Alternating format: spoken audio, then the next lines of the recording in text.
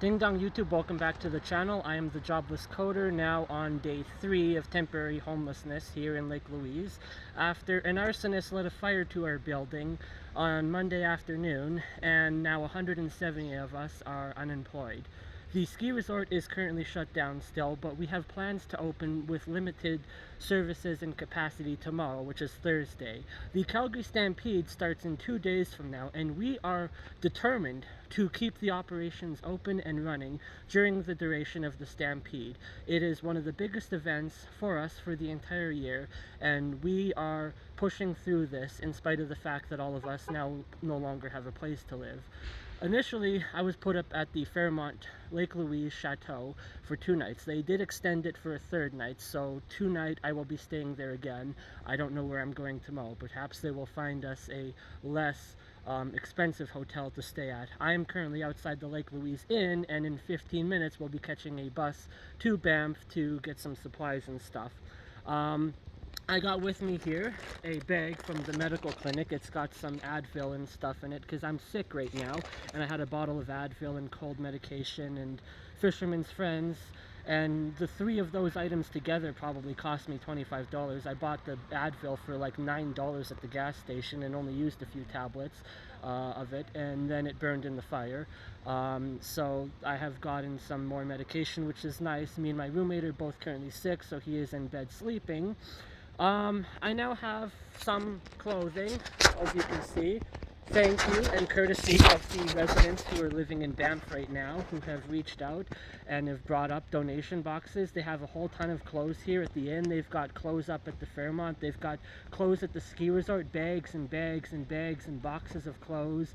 So I've got some new pairs of socks. I've got some new pairs of underwear, because that's always something that, you know, not everyone is going to be let's say, willing to wear another person's pair of used underwear. As homeless as you might be, you know, there's some things that are just a little gross for people, and for me it's socks and underwear, so I've got some new ones, which is nice. I got a couple dress shirts. One of them still has the tag on it. It says 60 bucks, so I'm slowly starting to rebuild my life here after I've lost everything. My passport, my driver's license, my social insurance card, my bank card, they're all gone. I have gotten a view now at the building, and there's surprisingly more of it standing than I was anticipating. From what I had been told, I have not seen the building until now, from when the fire started. I was under the impression that it was to the foundation gone. Like there was a gigantic propane tank under the building that blew up last night after the fire reignited, and I was down there a few minutes ago. They're just spraying water over what would have been my bedroom, or what may still be my bedroom. The wall for my roommate is still standing. My wall is still standing, and my window frame is intact. The window is gone, the glass is blown out, and I had a curtain and a pride flag on the wall on the other side of it that are no longer there. You can see through the window, and there's a big black beam that appears to be part of the roof above that has collapsed onto what would be my bed. The wall is standing, and as far as I can tell, the floor is still intact. It's hard to tell because these are gigantic logs. They're like a 1.5 feet thick or more, and so you can't see anything beyond the logs. For all I know, the entire interior of the building beyond that wall just doesn't exist. It's just a wall. So potentially the floor of my bedroom is still standing. There are some other rooms that you can tell for sure there is nothing left. If there is anything salvageable, it will be on the first floor of the building. Yeah, you know, obviously anything in there is going to have smoke damage that has survived. They've been spraying water all over it, so my computer's probably fried. But you never know. If there's a 1 in a million chance that the fucking hard drive inside is still salvageable, you can pull it out and maybe retrieve some data files on it. I've made an inventoried list of everything that I have lost. It is totally valued at about $4,000, and I can replace pretty much all of it, actually, because I was looking online for where to buy this and where to buy this and where to buy this.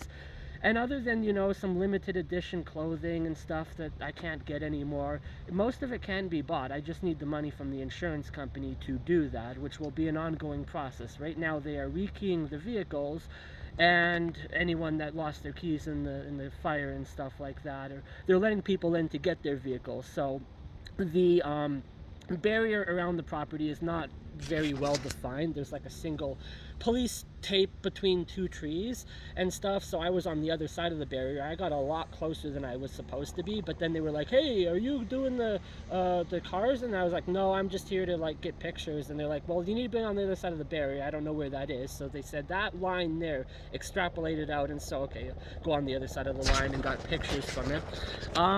My bedroom may still be intact. Whether or not anything in that bedroom is intact, I can't tell. I do know for certain, though, that the wall with my Conqueror medals on it are gone. The ISSA certificate is gone. The funeral card that I had up on the wall, that entire wall is gone because I could see that it was no longer there. And part of it is just closure.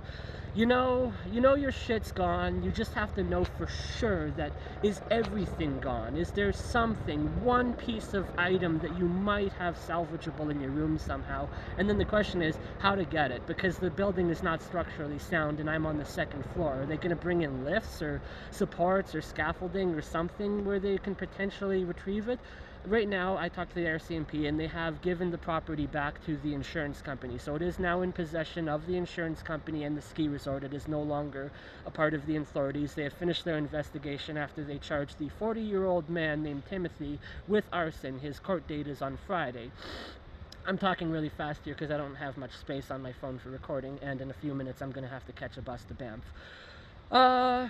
So, for me, I have some clothing. My roommate has some clothing. I've got some socks and underwear. We are being provided food for free. We're being provided accommodations for free. I am asked to come back to work on Friday. I still have a uniform. I told my boss that. And so I'm going to be working the dishwashing job. We have now become the most important staff, really, at the ski resort because food and beverage is not only feeding all of the guests that come through the ski resort over the Stampede weekend, the 40,000 or whatever people, or I don't even know how many people are planning on coming up here during Stampede weekend, but it is now our responsibility as well to feed all of the staff during their work shifts, given that none of us have a kitchen anymore where we can prepare food and bring our food in a lunch bag from home. I still have a lunch bag because I had it with me at work that day, so that's nice to know. As for everything else, though, it's probably gone. About $4,000 worth of value. Me personally, some other people lost, one of my friends, he lost $10,000 DJ setup that he was using just the night before in the commons room where we were partying. There's a lot of memories in this place. Oh, nope, that's not my bus. There's a lot of memories in this place. In the commons room, they had these really, really cool snowboards that were up on the wall, and each of them was signed by all of the staff that worked that season. And so you could see, summer 2011, spring 2012, winter 2013, and it was signed by all of them. There was pictures on the wall. There was so many people that have lived in this building, and it's crazy to know that I'm part of the last residents to have actually resided here, and I'm thankful that I got as much time here as that I did, the 3 weeks that I've been living here, because some other people, they just arrived the other day, really, and they got not even 24 hours here to do anything or have fun or make friends and memories. They dropped their shit in their room and it's all gone now. Yeah. The communities have been rallying and supporting us, which is really great. We're very thankful for all of the businesses in the area that, I go to the medical establishment, they've got clothing. You go to the RCMP office, they've got clothing. You go to the inns and the hotels, and they've got clothing and supplies and food and water for us. So, yeah, it's not a great situation to be in, but it's nice to know that I'm not in it alone, because the previous times that I was homeless, I was alone and by myself, and I only had my parents to come and rescue me, which was just heartbreaking. But we're in this together now, and we're a family, really, and this is only going to make us closer, and we're going to get through this together and come out better on the other side. So I'm going to stop the video for now and post this when I have access to the internet back at the Fairmont. But I just wanted to give everyone an update on what is currently happening with this situation. And yes, the individual responsible is going to jail because of this. We'll see freaking how long he stays in jail. Probably a couple years, maybe. I don't know. Yeah. So that is the current situation, and I'll post more updates on the channel as we go into the future. And I want to thank everyone for following my journey and for supporting us. I don't have any information yet about a GoFundMe. I'm not sure if they're doing one for everyone or it's more like an individual basis. My mom might make one for me, and if she does, I will post it here. And I've talked to even my old employer, Jason, and he said that he'll share it out. He's got 35,000 followers on Twitter, so you know, maybe I can fundraise some shit to get my stuff back. Obviously I have to be careful that that doesn't interfere with the insurance, because I don't want to screw any of that up, you know, not getting the insurance because I'm getting money elsewhere from GoFundMe. So yes, that is the current situation that I am in right now, and thank you guys for watching the video, and I'll see you guys soon.